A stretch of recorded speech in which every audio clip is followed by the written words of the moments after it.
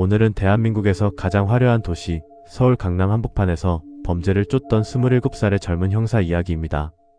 그런데 그의 마지막은 강남이 아니었습니다. 그곳에서 무려 200km나 떨어진 그와는 아무런 연고도 없는 충북 영동의 한적한 시골 저수지였습니다. 도대체 누가 왜 그를 그 먼 곳까지 데려간 걸까요? 그리고 왜 그는 그 차가운 물속에서 싸늘한 주검으로 발견되어야 했을까요? 강남경찰서 강력 1팀 고 이용준 형사가 남긴 마지막 흔적들을 아주 세밀하게 되짚어보려 합니다. 2010년 7월 29일 한여름에 찌는 듯한 더위가 기승을 부리던 날이었습니다. 충북 영동군의 한 작은 저수지. 낚시터에는 정막만이 흐르고 있었죠. 한 낚시꾼이 무심코 물가를 바라보고 있었습니다. 그런데 잔잔한 수면 위로 무언가가 눈에 들어왔습니다. 처음에는 누가 버리고 간 쓰레기 자루인가 싶었습니다. 하지만 자세히 보니 물결에 일렁이는 그것은 사람의 머리카락이었습니다. 소스라치게 놀라 다가가 내려다본 순간 낚시꾼은 숨을 멈췄습니다. 물속에는 한 남자가 양팔을 가슴 쪽으로 다소곳이 모은 채 떠 있었습니다. 마치 잠이 든 것처럼 너무나 평온하지만 기이한 자세였죠. 곧이어 요란한 사이렌 소리와 함께 경찰과 구급대가 도착했고 시신이 인양되었습니다. 젖은 옷을 뒤져 나온 지갑, 그 속에서 발견된 신분증 하나. 서울 강남경찰서 강력반 형사 이용준. 나이 27. 서울에 집이 있고 직장이 있는 전도 유망한 강력계 형사. 그가 왜 연고도 없는 영동의 저수지 한가운데 떠 있었을까요? 단순한 실족일까요? 아니면 우리가 모르는 어떤 사연이 있는 걸까요? 여기까지만 들어도 의문투성이지만 진짜 소름 돋는 이야기는 지금부터입니다. 이용준 형사는 소위 말하는 문제 형사가 아니었습니다. 수사가 교육을 우수한 성적으로 마치고 곧 수사부서 정식 발령을 앞두고 있었으며 3년 연속 모범경찰 표창까지 받은 그야말로 에이스였습니다. 그런 그가 당시 비밀리에 들여다보고 있던 사건이 하나 있었습니다. 바로 강남 유흥업소와 경찰의 유착 의혹. 돈과 권력, 그리고 경찰 내부의 비리까지 얽혀있는 건드리면 피를 본다는 가장 위험한 영역이었죠. 그가 실종되기 직전 마지막 3일의 행적을 분단위로 쪼개어 살펴보겠습니다. 이해할 수 없는 행동들이 계속해서 포착됩니다. 2010년 7월 26일 밤, 야근을 마친 이용준 형사는 이상한 행동을 합니다. 자신이 근무하는 강남경찰서가 아닌 근처 역삼지구대로 향한 겁니다. 그리고 그곳에서 남의 눈을 피해 어떤 사건 관련 자료를 몰래 복사합니다. 보통 자기서에서 편하게 출력하면 될 일을 굳이 다른 곳까지 가서 했다는 것. 이것은 누군가의 시선을 피해야만 했던 극비리의 자료였다는 뜻 아닐까요? 그날 밤 그는 경찰정보원 서모 씨를 만나 술자리를 갔습니다. 강남 선릉역 근처에서 이어진 술자리. 서 씨의 주장에 따르면 두 사람은 새벽 2, 3시까지 양주 4병을 나눠 마셨다고 합니다. 그리고 이 형사는 서 씨의 집에서 잠이 들었죠. 여기서 첫 번째 모순이 발생합니다. 가족과 동료들의 증언에 따르면 이용준 형사는 술을 거의 못하는 체질이었습니다. 맥주 한 잔만 마셔도 얼굴이 빨개지는 사람이 처음 만난 정보원과 톡한 양주 4병을 마셨다. 게다가 서 씨는 단순한 지인이 아니었습니다. 동료 형사의 소개로 알게 된 경찰 정보원이었죠. 보통 형사들은 자신의 신분증, 수첩, 수사자료가 들어있는 가방을 맨 채 정보원의 집에서 잠을 자지 않습니다. 그건 금기사항이니까요. 그날 밤 그 밀실에서 도대체 무슨 일이 있었던 걸까요? 2010년 7월 27일 아침. 반장님 죄송합니다. 늦잠을 자던 이 형사에게 전화가 걸려옵니다. 팀 반장님이었습니다. 너 왜 출근 안 해? 그때 이 형사의 대답은 짧았습니다. 예 반장님 죄송합니다. 통화는 거기서 끝났고 이 형사는 서 씨의 집을 나섭니다. 정상적이라면 곧바로 강남경찰서로 달려가야 했겠죠. 하지만 그는 경찰서로 가지 않았습니다.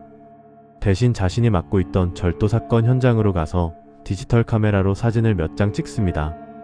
그리고 다시 집으로 돌아와 샤워를 하고 바나나를 먹으며 허기를 달랩니다. 이 바나나 나중에 아주 중요한 단서가 되니 기억해 두십시오. 다시 집을 나선 그의 차 내비게이션에 찍힌 목적지는 부산의 한 차량 정비소였습니다. 그 정비소 근처에는 부산 출신의 또 다른 정보원, 간호사 박 씨의 집이 있었습니다. 박 씨는 나중에 이 형사가 놀러 온다고 했다고 진술했죠. 상사의 호출을 받고도 경찰서엔 가지 않고 절도 현장을 찍고 돌연 부산으로 향한 형사. 이미 뭔가 결심을 했던 걸까요? 아니면 누군가에게 이끌려가고 있었던 걸까요? 부산을 향해 경부고속도로를 달리던 그의 차는 잠시 후 아주 기이한 교통사고를 냅니다. 사고 흔적이 일반적이지 않았습니다. 4차선 쪽 가드레일을 들이받더니 다시 도로를 가로질러 1차선 쪽 중앙분리대까지 튕겨나가 부딪힌 겁니다. 차량 측면에는 검은색 페인트가 묻어 있었고 타이어엔 구멍이 나 있었습니다. 전문가들은 말합니다. 졸음운전으로 이렇게 지그재그로 세 방향을 다 때리는 사고는 나오기 힘들다. 오히려 옆에서 누군가 전투 범퍼 같은 걸로 툭 치고 지나간 흔적에 가깝다. 현장에 출동한 레카 기사와 보험사 직원은 공통적으로 증언했습니다. 술 냄새는 전혀 나지 않았다. 그런데 운전자가 뭔가에 쫓기듯 굉장히 불안해 보였고 차 안에서 계속 줄담배를 피우고 있었다. 그는 충북 영동병원 응급실로 이송됩니다. 병원에서 혈액 검사를 한 결과 혈중 알코올 농도는 0.01% 미만. 사실상 술을 안 마신 상태였습니다. 전날 새벽까지 양주 4병을 마셨다는 정보원의 말과는 완전히 다른 결과죠. 그리고 다행히 이마가 살짝 찢어진 정도의 경상이었고 의식도 또렷했습니다. 그런데 당시 구급대원은 환자의 반응이 좀 둔했고 말투가 어눌했다고 기억합니다. 검사를 받던 도중 링거를 맡고 있던 그가 갑자기 말합니다. 화장실 좀 다녀오겠습니다. 그리고는 망설임 없이 팔에 꽂힌 링거 바늘을 스스로 뽑아버리고 병원 복도를 걸어 나갑니다. CCTV에 찍힌 그의 마지막 모습은 양팔로 자기 몸을 감싸쥐고 무언가에 쫓기듯 서둘러 병원을 빠져나가는 뒷모습. 이것이 살아있는 이용준 형사의 마지막이었습니다. 그렇게 병원을 나선 이틀 뒤 그는 싸늘한 주검이 되어 저수지 위로 떠올랐습니다. 자, 여기서부터 수많은 의문점이 폭발합니다.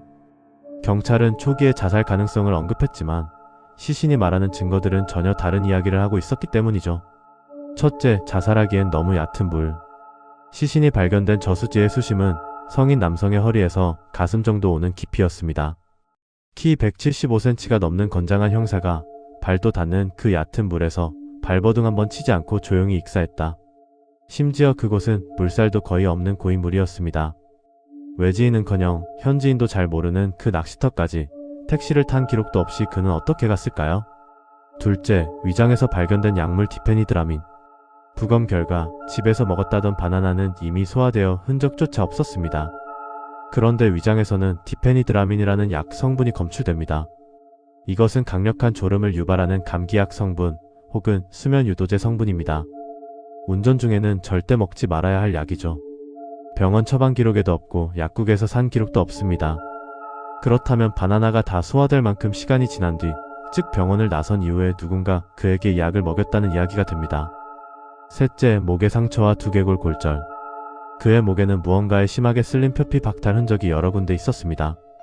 경찰은 저수지 수초에 쓸린 것 혹은 교통사고 안전벨트 흔적이라고 했지만 전문가들의 눈엔 누군가 뒤에서 제압하거나 목을 조를 때 생기는 저항 흔적으로 보였습니다. 또한 이마와 정수리에는 두개골 골절과 출혈이 있었는데 이것 역시 정면 충돌 교통사고로는 생기기 힘든 위에서 내려친 듯한 각도의 상처였습니다. 넷째, 결정적 모순 바다 플랑크톤. 이 사건을 미궁에 빠뜨린 가장 충격적인 증거입니다. 익사체의 폐에서는 그 사람이 빠진 물에 플랑크톤이 나와야 정상입니다. 그런데 이용준 형사의 폐에서는 해양성 플랑크톤, 즉 바다에 사는 플랑크톤이 검출되었습니다. 충북 영동은 바다가 없는 내륙입니다. 저수지는 민물이죠. 도대체 왜 민물 저수지에서 발견된 시신의 폐 속에 바다 생물이 들어있을까요? 이건 그가 저수지가 아닌 바닷물이나 그와 유사한 물을 들이마신 상태에서 사망했거나 옮겨졌을 가능성을 강력하게 시사합니다. 나중에 국가수는 이렇게 해명했습니다. 플랑크톤 종류를 적는 과정에서 오타가 났다. 사람의 목숨이 달린 푸검 결과에서 오타라니요. 여러분은 이 해명이 납득이 가십니까? 그리고 가장 가슴 아픈 건 남겨진 가족들을 대하는 경찰 조직의 태도였습니다. 보통 동료 형사가 변사체로 발견되면 누가 우리 식구를 건드렸냐며 눈에 불을 켜고 수사하는 게 강력반의 의리 아닙니까? 하지만 이 사건은 정반대였습니다. 수사 초기부터 동료들은 유족들에게 자살이라는 단어를 주입했습니다. 이성 문제로 힘들어했다, 업무 스트레스가 심했다며 언론에 흘렸죠. 심지어 한 간부는 유족에게 이런 말까지 했다고 합니다. 부검하면 용준이 2번 죽이는 겁니다. 자살인데 괜히 부검해서 애 욕먹게 하지 맙시다. 사인이 밝혀지기도 전에 왜 경찰이 먼저 부검을 막으려 했을까요? 유족의 기억에 박힌 또 하나의 잔인한 말. 이 형사의 동료였던 한 경찰관은 아버지에게 이렇게 말했습니다. 내가 용준이한테 얼마나 잘해줬는데 걔가 우리를 배신했어요. 배신. 하루 지각하고 사고 난 게 배신일까요? 아니면 그가 파헤치던 진실이 그들에게는 배신이었던 걸까요? 사건 당일 이 형사가 가지고 있던 디지털 카메라, 그리고 지구대에서 복사했던 수사자료. 이 모든 유류품은 경찰이 가져간 뒤 감쪽같이 사라졌습니다. 통화 내역조차 유족들에게 제대로 공개되지 않았죠. 심지어 시신 발견 전날 병원으로 걸려왔던 저 가족입니다 라는 의문의 전화. 병원 업무과장은 목소리가 동료 형사와 비슷했다고 기억했지만 그 전화의 주인공은 끝내 밝혀지지 않았습니다. 우리는 이 사건을 단순한 의문사로 묻어둘 뻔했습니다. 하지만 9년 뒤인 2019년 버닝썬 게이트가 터지며 이 형사의 이름은 다시 소환됩니다. 강남 클럽 버닝썬과 경찰의 유착고리. 그것은 9년 전 이용준 형사가 목숨을 걸고 추적하던 그 유착과 너무나 닮아 있었습니다. 놀라운 사실은 하나 더 있습니다.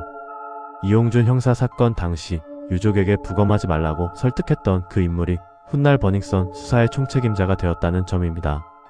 그리고 버닝썬 초기 수사에서 뭔가 이상하다고 문제를 제기했던 한 경찰관은 곧바로 수사에서 배제되고 좌천되었습니다. 과거와 현재 이 평행이론 같은 상황들은 과연 우연일까요?